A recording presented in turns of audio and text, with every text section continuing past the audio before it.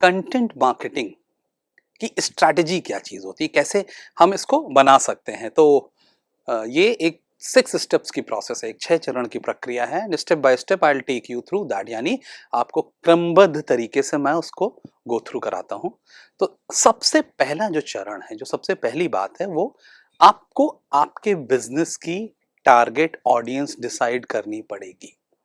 अगर आप सरकारी नौकरी की तैयारी कराने वाले बिजनेस हैं तो आपकी जो टारगेट ऑडियंस है वो क्या होगी?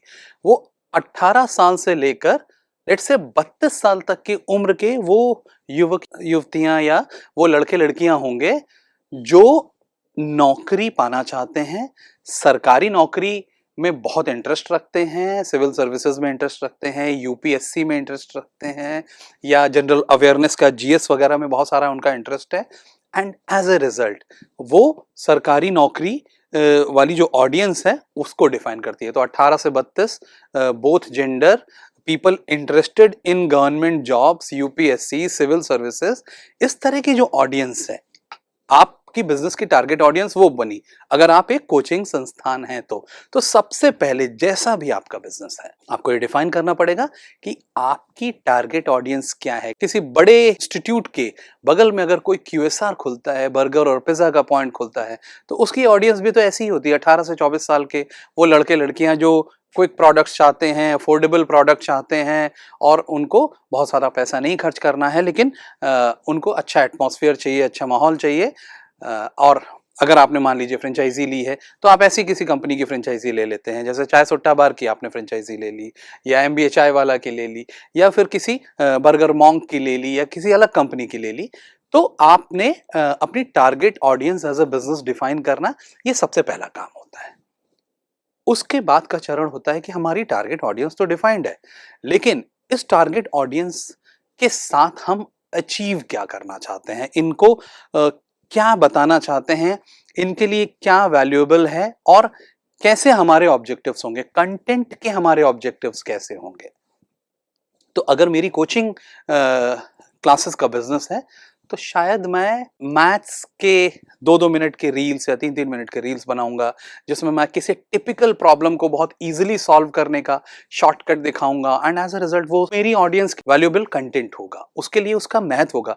उसके दिमाग में इंप्रेशन आएगा कि सर जो ये चीज बता रहे हैं वो उसका शॉर्टकट कितने आराम से समझा रहे हैं। अगर इन्हीं सर से मेरे को पूरा मैथ्स पढ़ने को मिल जाए, या सारे सब्जेक्ट्स के लिए जो सारे एक्सपर्ट्स हैं उनसे मुझे ये ज्ञान मिल जाए, तो शायद मेरा सिलेक्शन हो सकता है। तो देखिए, आपने ट्रिगर हिट किया एक 3 मिनट का वीडियो जिसमें आपने एक शॉर्टकट दिखाया और बहुत सरलता से अपनी ऑडियंस को समझाया कि भाई इस तरह की समस्याएं ऐसे हैंडल हो सकती। तो आपको अपने कंटेंट के गोल्स सेट करने पड़ेंगे।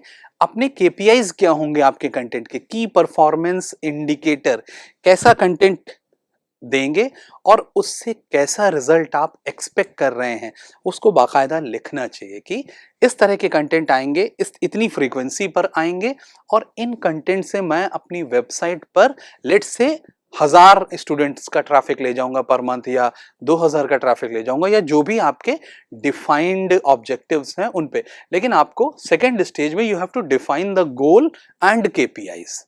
जो तीसरा चीज है वो है, अब आपको ये डिसाइड करना होता है कि आपका कंटेंट का टाइप क्या होगा और फॉर्मेट क्या होगा। यहां पर मेरा मतलब है कि किस तरह का कंटेंट, यानी वीडियो कंटेंट दिखाएंगे, या पॉडकास्टिंग करेंगे, या ब्लॉग होगा, या व्लॉग होगा, या क्या होगा, या सोशल मीडिया चैनल्स पर पोस्टिंग होगी कि ट्विटर पर पोस्ट करेंगे, इंस्टाग्राम पर पोस्ट करेंगे, फेसबुक पर पोस्ट करेंगे, या लिंक्डइन पर डालेंगे, क्या हमारी स्ट्रैटेजी होगी, या गूगल माई बिजनेस पर डालेंगे, that's an excellent channel.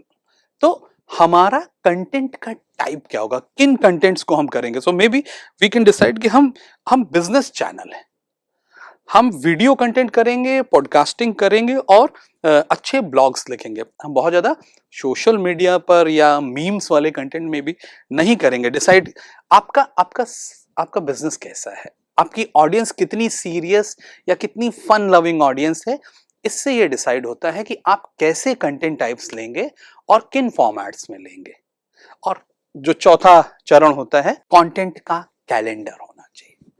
Content एक कंसिस्टेंट चीज है। कंटेंट रैंडम चीज नहीं है कि आपने कुछ भी कभी भी बना दिया और उसके बाद 2 महीने फिर शांत हो गए और फिर से आपने 10 दिन में 5 कंटेंट दे दिया।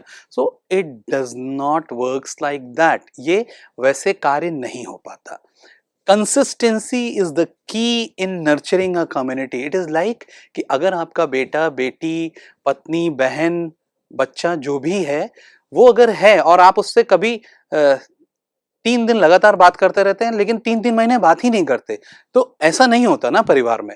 सिमिलर होता है जो आपकी ऑडियंस होती है, जो आपकी टारगेट ऑडियंस होती है, जो आपकी कम्युनिटी आप बिल्डअप कर रहे हैं, उसको किस फ्रीक्वेंसी पर आप कंटेंट प्रोवाइड कर रहे हैं, भले ही वो एंटरटेनिंग कंटेंट हो, भले ही वो नॉलेजेबल कंटेंट हो या इंफॉर्मेटिव कंटेंट हो, वो कुछ भी हो सकता है, लेकिन फ्रीक्वेंसी क्या है, you need to be sure about it. और वहीं से शब्द आता है कि बेहतर होगा कि आप कंटेंट का कैलेंडर बना लें कि हर दूसरे दिन या हर रोज या हर तीसरे दिन ये इस तरह का कंटेंट जाएगा, इस वाली ऑडियंस के लिए जाएगा। So you need to create a content calendar.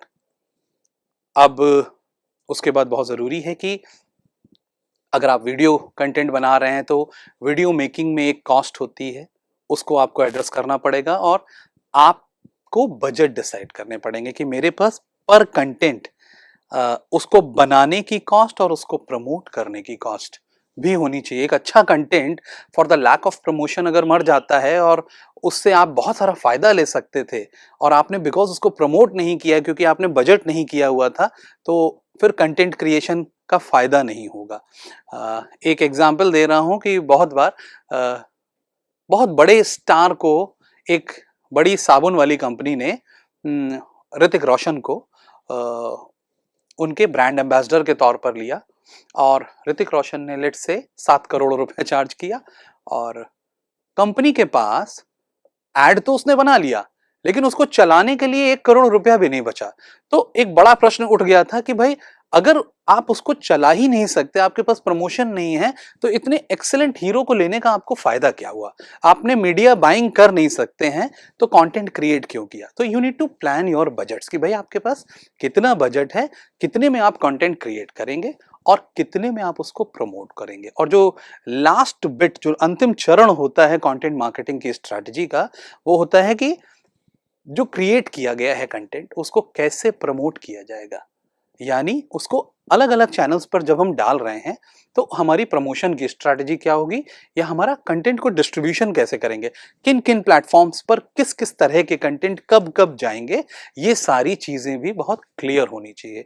तो ये है 6 स्टेप कंटेंट मार्केटिंग स्ट्रैटेजी। एक बार रिपीट करता हूं। The first step is define your target audience.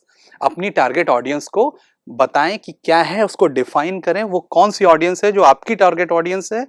आपके गोल्स एंड केपीआईज सेट करने पड़ेंगे आपको आपके कंटेंट मार्केटिंग के। आपको अपने कंटेंट टाइप्स एंड फॉर्मेट्स को चूज करना पड़ेगा कि मैं इन कंटेंट टाइप्स को लिवरेज करूंगा, लूंगा। आपको कंटेंट का कैलेंडर क्रिएट करना पड़ेगा, आपको अपने बजट्स को डिसाइड करना पड़ेगा और आपको उसको कैसे प्रमोट करना है और डिस्ट्रीब्यूट करना है, इस बारे में बातचीत करनी पड़ेगी। जोश है, जज्बा है और है चाह शुरू करने की खुद का व्यवसाय, तो आपके लिए हम लाए हैं एक ऐसा प्लेटफॉर्म जिसके जरिए आप पा सकते हैं न केवल बिजनेस के हर एस्पेक्ट की डीप नॉलेज, साथ ही साथ पा सकते हैं एक्सपर्ट से डायरेक्ट इंटरेक्शन और अपने व्यवसाय से संबंधित किसी भी सवाल का जवाब। बस आपको ज्वाइन करना है बिजनेस पाठशाला का सेशन मंडे टू फ्राइडे दोपहर 3 बजे से 4 बजे तक। बिजनेस पाठशाला से जुड़िए और व्यवसाय के पाठ हमारे साथ पढ़िए।